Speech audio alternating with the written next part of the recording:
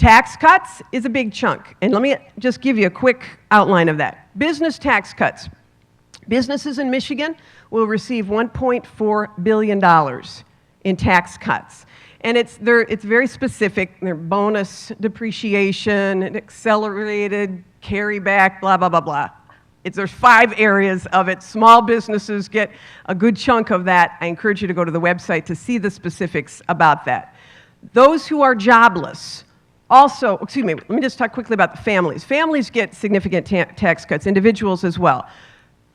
Starting on April 1st, people will see a $400 tax cut in their paychecks if they earn $75,000 or less. So that's starting in April. Second thing is the earned income tax credit. If any of you know people who earn $36,000 a year or less, tell them to apply for the earned income tax credit. First of all, the money is good. If you are a family of 3, either a single parent and 2 kids, or if you have 2 parents, 2 kids, it's about $3,000 back, maybe even $4,000 back. Next year, it's going to be $5,000 back as a credit. So it's cash in their hands, and that's money that's going to go into the stream of commerce, and it's, of course, really supposed to benefit those who are working, and it does benefit those who are working. Next year, it's going to be $5,600 as a tax credit. So that's a big chunk of change. $1,000 for child care credit on income taxes. $250 between this May and this June going to senior citizens, a separate check, or senior citizens or those people with disabilities coming to homes in the next couple of months. Home buyers, first-time home buyers, get a credit of $8,000.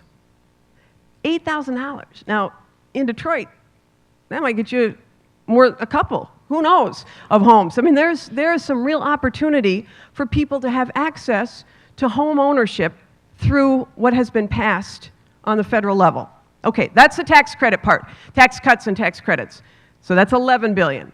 Now, the money that's coming to citizens, real people, are going to see significant benefits. For example, those who are unemployed, they've extended the amount of time those who are on unemployment can be on unemployment.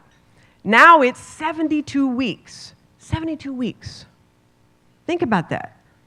If you're on unemployment, if you have the ability to go to training, that's over a year's worth of training.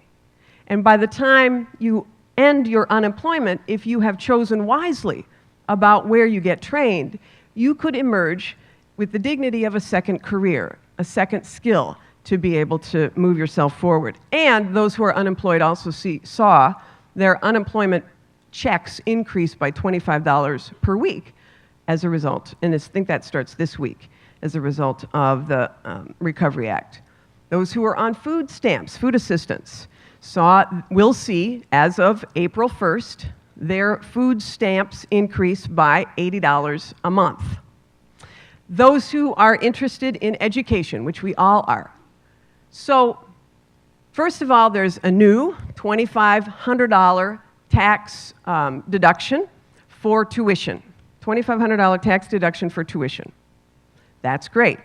There's also an increase in the Pell Grants to provide more access to universities by kids who may be coming from lower income families, and the amount of money is greater. There is more ability for us as a state to add people to no worker left behind. And this is so important, because we as a state have historically had so many people who went from high school to factory, right? And so the question is, for those who have gone from high school to factory and now have the rug pulled out from under them, what's their option?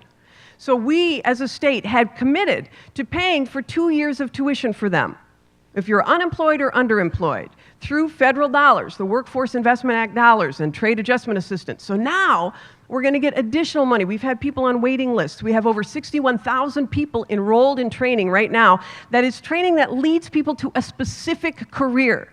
This is not your basic workforce training where you walk in to a workforce office and say, I want to be, a receptionist, or I want to be something that is not maybe in need in that area. We have turned it on its head. We've worked with employers in every one of the regions throughout the state. We know exactly where the vacancies are, and we know exactly what we'll pay for. So if somebody comes in and says, I want to be trained, we will steer them into training and pay for that $5,000 per year for 2 years if they agree to be trained in an area where we know there are vacancies. And there are. There's just a skills gap. This allows us to get those people off the waiting lists, these federal dollars do, and get them into jobs.